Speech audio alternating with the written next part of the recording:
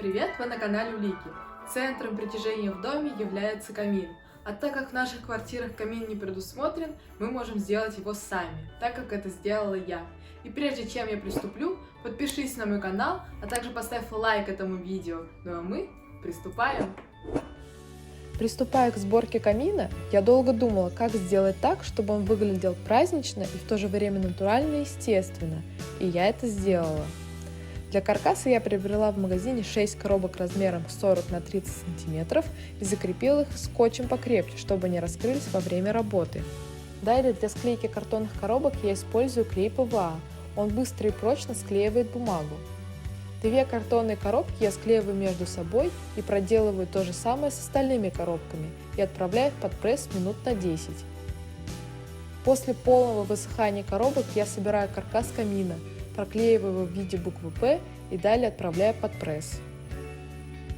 Так как мне совсем не хочется, чтобы мой камин завалился после первого праздника, а служил красивым интерьерным решением не один год, я укрепляю его стенки картоном, также приобретенным в магазине. Для оклейки я взяла две сложенные бумажные коробки размеров 60 на 40 см, разрезала их по размеру камина и укрепила сначала заднюю стенку, а затем боковые стороны. Вы также можете взять три большие коробки, так как мне немного не хватило на лицевую сторону камина, но это не критично. И проклеивая стороны, не забудьте отправить их под пресс минут на 10-15. Для того, чтобы скрыть все некрасивые швы, я предлагаю использовать вам бумажный скотч. Он не только аккуратно скроет все неровности, но и сэкономит вам время работы над созданием вашего камина. Проклеив все швы, я приступаю к каминной полке. Для нее я использую пенополистирол толщиной 5 см. Далее я вырезаю полку, отступая от края камина сбоку на 10 см, а спереди на 5 см. Для проклейки полки я использую жидкие гвозди.